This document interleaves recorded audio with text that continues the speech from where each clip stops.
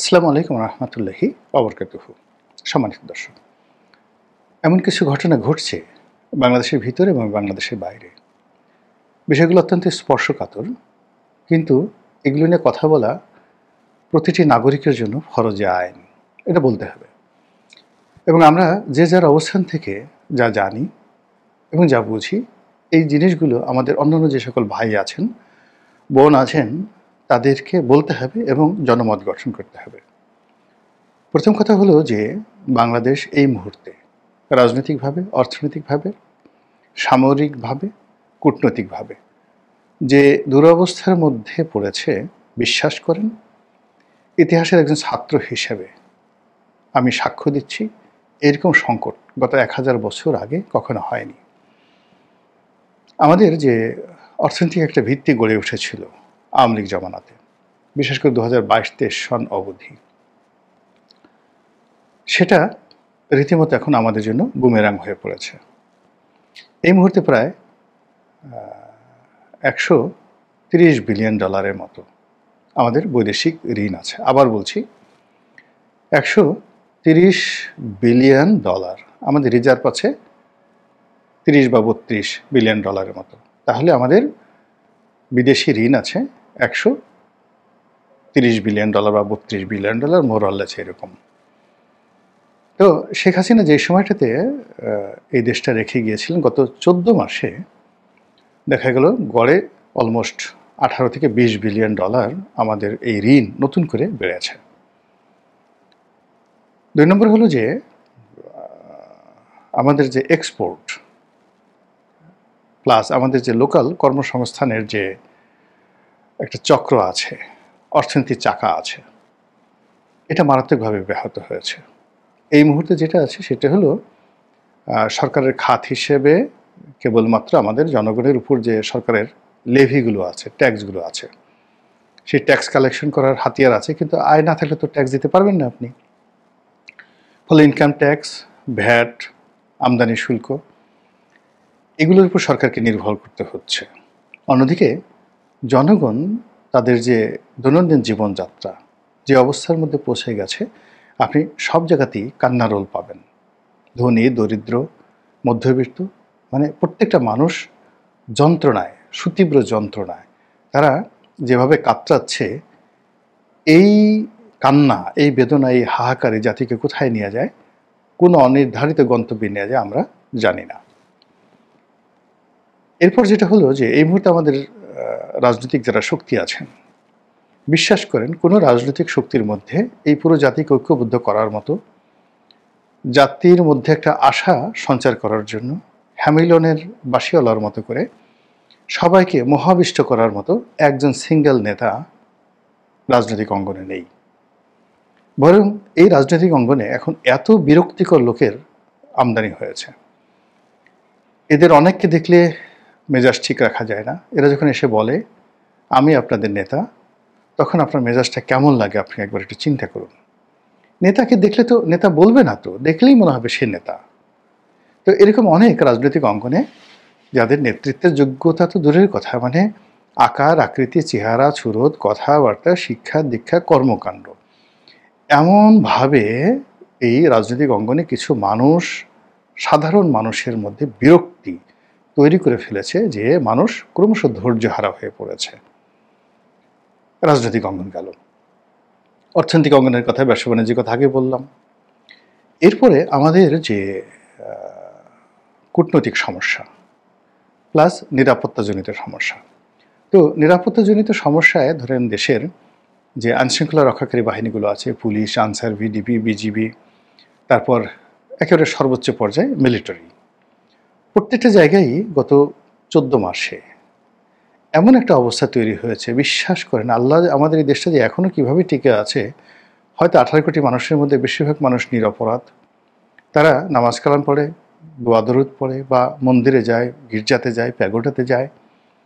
এই নিরীহ মানুষদের কারণে আমরা বেঁচে আছি। আদারওয়াইজ এটা মানে এখন যে দুর্বল শাসন ব্যবস্থা, সেই দুর্বল শাসন ব্যবস্থায় না মিলিটারি অ্যাডমিনিস্ট্রেশন, না পুলিশ অ্যাডমিনিস্ট্রেশন, না সিভিল অ্যাডমিনিস্ট্রেশন, না কোর্ট কাচারি, কোনোটা গণতন্ত্র, আধুনিক রাষ্ট্র, তাদের যে একেবারে সর্বনিম্ন মান রয়েছে, সেই মানদণ্ডের পর্যায়ে নেই।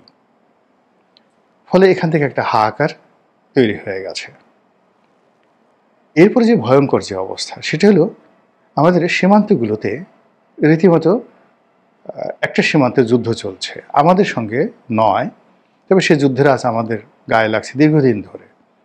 মিয়ানমারের জান্তা সরকার এবং আরাকান আর্মি, এবং আমাদেরকে এই যুদ্ধের মধ্যে জড়ানোর জন্য যে মহাযজ্ঞ চলছে, তার ফলে কি হলো যে আমরা আমাদের সীমান্তের এপারে বসে, নাপ নদীর এপারে বসে আমরা সুস্থ থাকতে পারছি না। আমাদের মধ্যে এই নতুন সরকার আসার পর কি হলো, রোহিঙ্গাদেরকে ফেরত নিয়ে যাবে, বিরাট বড় বড় কথাবার্তা। এখন দেখা গেল রোহিঙ্গাদের ফেরত নেওয়া তো দূরের কথা, উল্টো আরও ৩-৪ লাখ রোহিঙ্গা বাংলাদেশে ঢুকে গেল, এবং আরও প্রায় 1,02,000 রোহিঙ্গা সীমান্তের ওপারে বসে আছে বাংলাদেশে ঢোকার জন্য। এই মুহূর্তে প্রায় 14-15 লাখ রোহিঙ্গা ছিল, যেটা আগে ছিল 11-12 লাখ। এই বিশাল জনগোষ্ঠীকে খাওয়ানো, পড়ানো, তাদের অধিকার রক্ষা এবং এদেরকে দেখা সাক্ষাৎ করার জন্য যে সকল কুমির আসে, মানে আদর আপ্যায়ন করার জন্য জাতিসংঘ আসছে, ইউএসএড আসছে, আমেরিকা আসছে, এসে মূলত আমাদেরকে বাস দেওয়ার জন্য তারা একটার পর একটা গিট্টু লাগিয়ে দিচ্ছে। অবস্থা এমন হয়ে যাচ্ছে যে আমরা এই নিজ দেশে কখন রোহিঙ্গা হয়ে যাই, আর রোহিঙ্গারা কখন ক্ষমতা দখল করে ফেলে, জাস্ট লাইক ইসরায়েলের মতো। এটা কিন্তু একটা ভয়াবহ আতঙ্ক। যারা কক্সবাজার আছেন, উখিয়া, টেকনাফ এই অঞ্চলে আছেন, চট্টগ্রামে আছেন, বান্দরবন, তারপরে খাগড়াছড়ি, সেখানে পাহাড়ি বলেন, বাঙালি বলেন, সবার মধ্যে এই রোহিঙ্গা আতঙ্ক এবং আরাকানের আতঙ্ক কিভাবে তাদেরকে নির্ঘুম রাখছে একমাত্র ভুক্তভোগীরা বলতে পারেন। অন্যদিকে ভারত যেভাবে শূন্য সমাবেশ করছে সীমান্তে, এবং ভারতীয় পত্র পত্রিকা যেভাবে বাংলাদেশ বিরোধী যাকে বলা হয় প্রচার চালাচ্ছে, প্রোপাগান্ডা চালাচ্ছে, যেভাবে যুদ্ধের দামামা বাজছে, তাতে করে ভারত এবং পাকিস্তান সীমান্তে যে উত্তেজনা চলছে সেই প্রথম দিন থেকে এখন পর্যন্ত, এবং যে কয়টি যুদ্ধ হয়েছে, ঠিক ওইরকম একটা পরিস্থিতি এখন আমাদের বেশ কয়েকটি সীমান্তে, আসাম সীমান্তে, ত্রিপুরা সীমান্তে, এরপর শিলিগুড়ি করিডর যে জায়গাটাতে রয়েছে সেই জায়গাগুলোতে, অর্থাৎ কুড়িগ্রাম, নীলফামারী, দিনাজপুর, রংপুর, এই পুরো বেল্টার মধ্যে মানুষকে, মানে মানুষের মধ্যে যাদের মধ্যে ন্যূনতম জাতীয়তা বোধ আছে এবং দেশপ্রেম রয়েছে, তারা সীমান্তের অপর প্রান্তে স্পষ্টতভাবেই ভারতের যে রণদামামা, সেই রণদামামা দেখতে পাচ্ছেন।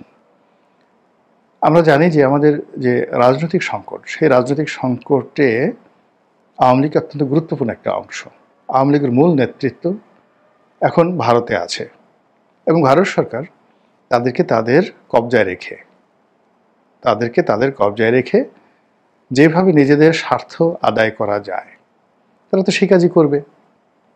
যেভাবে ইরানে হয়েছিল, মানে ঠিক একটা রেভলিউশন হয়ে গেল, গণতান্ত্রিক রেভলিউশন, এবং সেখানে প্রধানমন্ত্রী হয়ে গেলেন মোসাদ্দেক, এবং তার জনপ্রিয়তার কাছে রেজা শাহ পাহলভি সেখান থেকে পালিয়ে যেতে বাধ্য হলেন। আমেরিকা ধীরে সুস্থে সময় নিয়ে আবার কাউন্টার বিপ্লব ঘটালো এবং মোসাদ্দেককে আউট করে সেখানে রেজা শাহ পাহলভিকে আবার সেখানে বসালো। তো এটা যদি 1953 সালে এই ঘটনা ঘটে থাকে, আর সেই 53 সালের সেই যে আমেরিকার যে দখলদারিত্ব, সেটা ইরানকে 1979 সন পর্যন্ত যদি কন্টিনিউয়াসলি অত্যাচার করতে থাকে, বাংলাদেশে কেন ভারত সেটা পারবে না? কেন ভারত সেটা করবে না? আর আমরা কি ইরানের যে জাতিগোষ্ঠী, তাদের সে শক্তিশালী হয়ে পড়লাম? কাজেই এরকম একটা যাকে বলে পরিস্থিতি, প্রেক্ষাপট টকবগিয়ে ফুটছে, আর আমরা তখন মনের আনন্দে দোতারা বাজাচ্ছি, বাঁশি বাজাচ্ছি, আর গতানুগতিক কথাবার্তা বলছি, কাজকর্ম চালিয়ে যাচ্ছি। অথচ আমাদের যারা প্রতিপক্ষ, সেটা আপনি আরাকান আর্মি বলেন, সেটা মায়ানমারের জান্তা সরকার বলেন, সেটা রোহিঙ্গাদের মধ্যে 8 থেকে 10টি সশস্ত্র গোষ্ঠী বলেন, ভারতের মদদে যে সকল পাহাড়ি সন্ত্রাসী গ্রুপ রয়েছে যারা পুরো পাহাড়ের শান্তিকে বিনষ্ট করেছে, তাদের কথা বলেন, আমাদের এই দেশে যে সকল ডিপ স্টেট, আমেরিকার ডিপ স্টেটের এজেন্ট রয়েছে, চীনের এজেন্ট রয়েছে, রাশিয়ার এজেন্ট রয়েছে, এবং যাকে বলা হয় গ্লোবাল মাফিয়াতন্ত্র, এই দেশটিকে স্বর্ণ চোরাচালান, অস্ত্র চোরাচালান, তারপর মাদক চোরাচালানের গোল্ডেন ট্রায়াঙ্গেল হিসেবে ব্যবহার করার জন্য পৃথিবীর যে সকল চোরাকারবারি রয়েছে, তাদের যে সিন্ডিকেট রয়েছে, তারা এখন কতটা শক্তিশালী এবং এই দেশটাকে কীভাবে ব্যবহার করছে তার একটা ক্ষুদ্র নমুনা আপনারা দেখতে পেয়েছেন ঢাকার যে আন্তর্জাতিক বিমানবন্দর, শাহজালাল আন্তর্জাতিক বিমানবন্দর।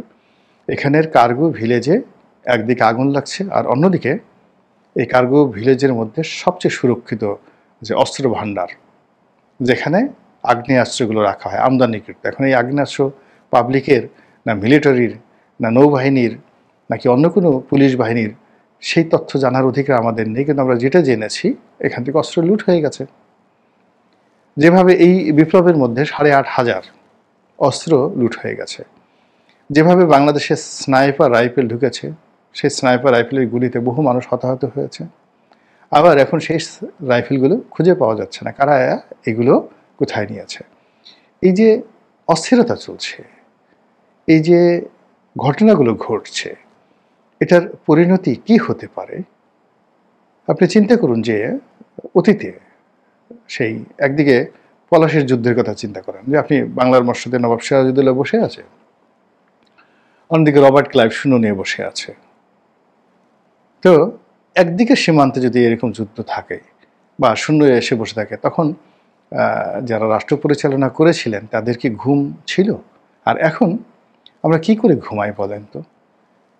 দেশের ভিতর অস্ত্রের ঝঞ্ঝানানি, প্রকাশ্য দিবালোকে গোলাগুলি হচ্ছে, সীমান্তের ওপারে 5 থেকে 6টি পয়েন্টে, অর্থাৎ আমাদের যে খুলনা যশোর যে বেল্টগুলো রয়েছে, এই বেল্ট, তার বাইরে কুষ্টিয়ার এই বেল্ট, চাঁপাইনবাবগঞ্জের যে বেল্ট, এরপরে সিলেটের বেল্ট, অর্থাৎ ভারতের সাথে যেই জায়গাতে সীমান্ত রয়েছে, যে সীমান্তে যাকে বলা হয় ভারত বেড়া নির্মাণ করেনি এখনো, তার ওপারে ভারতের যে ক্যান্টনমেন্টগুলো রয়েছে, সেই ক্যান্টনমেন্টে যে অস্ত্রের দামামা, দূরপাল্লার ক্ষেপণাস্ত্র, মাঝারি পাল্লার ক্ষেপণাস্ত্র, বিমান প্রতিরক্ষা ব্যবস্থা থেকে শুরু করে অন্য যে সকল সৈন্যের এবং শক্তির গোলাবারুদের সমাবেশ করা হয়েছে, সেটা নিয়ে আলোচনা কি আপনি করবেন না? জনমত কি আপনি গঠন করবেন না? আমরা সেগুলো না করে আমরা আগে কি যাকে বলা হয় গণভোট হবে না জাতীয় নির্বাচন হবে? আগে কি মানে সংস্কার হবে না বিচার হবে? এই বিষয়গুলো নিয়ে যখন আলোচনা হয়, বড় বড় রাজনীতিবিদরা যখন এগুলো নিয়ে বিবাদ বিসংবাদ করে, খুব কান্না করতে ইচ্ছা করে, চিৎকার করে কান্না করতে ইচ্ছা করে। আপনাকে সাপে কেটেছে, আপনার শরীর থেকে বিষ নামাতে হবে, তা না করে আপনি যাকে সাপে কাটা হয়েছে তাকে আদর করে চুম্বন দিচ্ছেন, কপালে টিপ পরাচ্ছেন যেন কোনো কুদৃষ্টি না লাগে, কাজলের টিপ লাগাচ্ছেন, মুখ মাসাজ করে দিচ্ছেন, তার বিউটি ওয়াশ করে দিচ্ছেন, আর তার সারা শরীরে বিষ ছড়িয়ে পড়ছে। একই অবস্থা এখন এই বাংলাদেশে।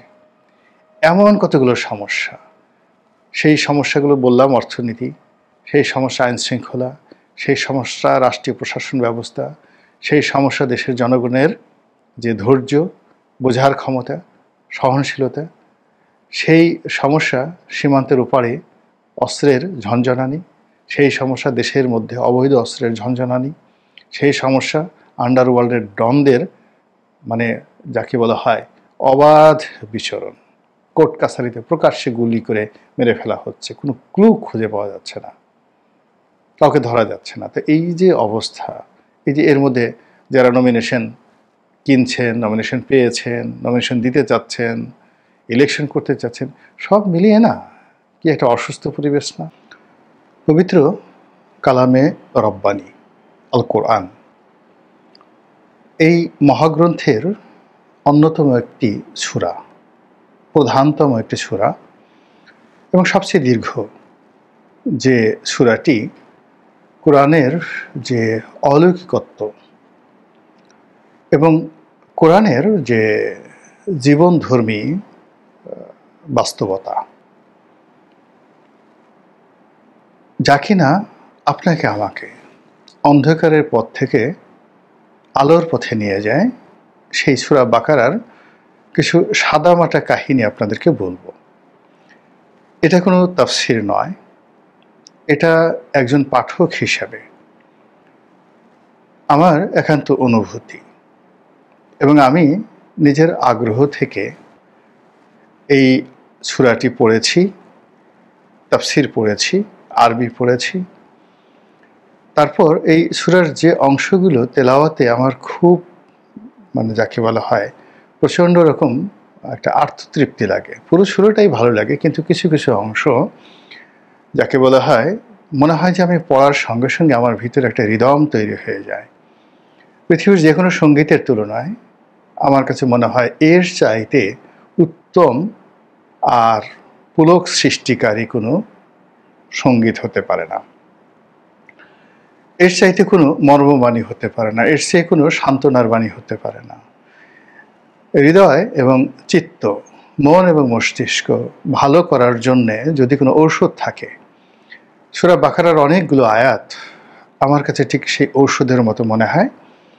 এবং আমি যখনই সময় পাই এই লম্বা লম্বা আয়াতগুলো আমি তেলাওয়াত করি, একাকী নামাজের মধ্যে পড়ি, চলতি পথে পড়ি, এবং এক ধরনের প্রশান্তি অনুভব করি। তো যেটা বলছিলাম যে কেবলমাত্র ওয়াজ করার জন্য নয়, কেবলমাত্র নিজের যে আমি খুব জানি, আমি খুব বুঝি, এটা জাহির করা নয়। আমার শৈশব থেকে অ্যাজ এ প্র্যাকটিসিং মুসলিম,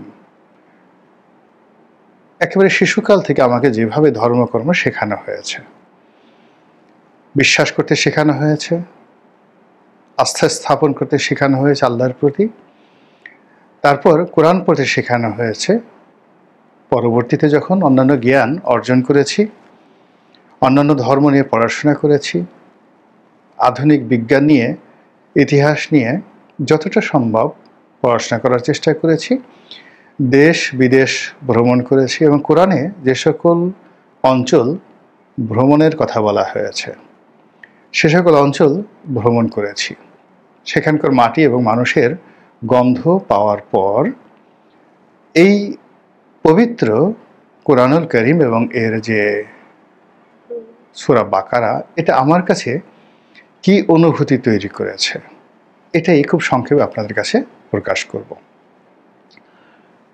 যারা আরবি লাইনে খুব পড়াশোনা করেন তারা প্রথমে যে কাজটি করেন, কোরআনকে এবং কোরআনের যে কোনো আয়াতকে কঠিন করে তোলেন।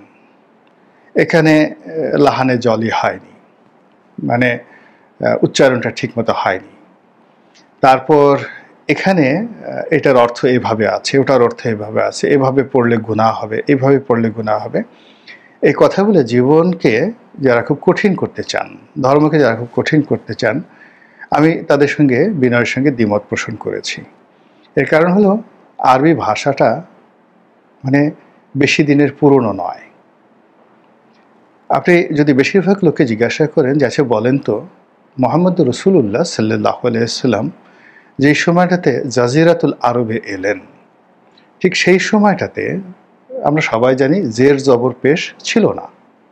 আচ্ছা ভালো, তো সেই জের জবর পেশের মাধ্যমে উচ্চারণকে আপনি একটা কবিরা গুনাহ হিসাবে ধরেন, অথচ এই জের জবর পেশ মুহাম্মদ রাসূলুল্লাহ সাল্লাল্লাহু আলাইহি ওয়াসাল্লামের ওফাতের বহু পরে হাজ্জাজ বিন ইউসুফ, যাকে বেশিরভাগ আলেম উলামারা ইসলামের শত্রু বলে বর্ণনা করেন, তিনি এই পবিত্র কালামে পাকে জের জবর পেশ সংযুক্ত করেন বহু বছর। ইমাম যাকে বলা হয় ঠিক ইমাম হাসান, ইমাম হুসেন, ইমাম জাফর সাদেক, তাদের সবার শত্রু হিসাবে হাজ্জাজ বিন ইউসুফকে মনে করা হয়। এর কারণ হলো তিনি উমাইয়ার শাসক খলিফা আব্দুল মালিক, তার পূর্বাঞ্চলীয় শাসক ছিলেন, এবং তিনি মক্কা আক্রমণ করে অন্যতম মুহাম্মদ রাসূলুল্লাহ সাল্লাল্লাহু আলাইহি ওয়াসাল্লামের আত্মীয় আব্দুল্লাহ ইবনে জুবায়ের, মানে তাকে মেরে ফেলেন, ফাঁসিতে লটকান। এবং মিনজানিক মানে তৎকালীন যেটা কামান ছিল, কামান দিয়ে মিনজানিক যন্ত্র দিয়ে কাবা শরীফের দেয়াল ভেঙে ফেলেন। মিনকুম মিন দিয়ারিহিম তাজওয়া হারুন আলাইহিম বিল ইসমি ওয়াল উদওয়ান ওয়া ইয়াতুকুম উশারাতু ফাদুহুম অহুয়া মুহাররামুন আলাইকুম ইখরাজুহুম আফাতুমিনুনা বিবাদিল কিতাবি ওয়া তাকফুরুনা বিবাদ। এই যে যতটুকু তেলাওয়াত করলাম, এটা অনেক লম্বা সূরা এবং এর অনেক অংশই আমার মুখস্থ। তো হয়তো আপনারা এই দীর্ঘ সময় তেলাওয়াত শুনতে হয়তো অনেকের ভালো নাও লাগতে পারে বা বিরক্ত হতে পারে। এই জন্য এখানেই শেষ করলাম। শুধুমাত্র এটা দ্বারা বোঝাতে চাইলাম যে যার যার মতো করে, আমি হয়তো তো ভালো তেলাওয়াত করতে পারি না, আমার কণ্ঠস্বর অনেকের মতো নয়, কিন্তু আমি একা একা যখন আপন মনে তেলাওয়াত করি, তখন আমার জীবনের যে অনুভূতিটা, সেই অনুভূতিটা কীরকম হয় সেটা আপনাদেরকে বোঝাতে পারবো না। আজকে এ পর্যন্তই, এবং এখান থেকে যে শুরুটি করলাম, আগামী দিনে যদি আপনাদের রেসপন্ড থাকে, ভালো লাগে, তাহলে পবিত্র কালামে পাক এবং ইসলামের যে অন্যান্য যে বিষয়গুলো, যেগুলো আমি সত্যিকার অর্থে প্র্যাকটিস করি, বিশ্বাস করি, এবং যে কর্মগুলো করে আমি আসলে ব্যক্তিগত জীবনে সফলতা অর্জন করেছি, আত্মিকভাবে, আর্থিকভাবে, শারীরিকভাবে, মানসিকভাবে, সেই বিষয়গুলো আপনাদের কাছে আমি বলতে চাই, যেন আপনারাও সফল হন। আসসালামু আলাইকুম ওয়া রাহমাতুল্লাহি ওয়া বারাকাতুহু।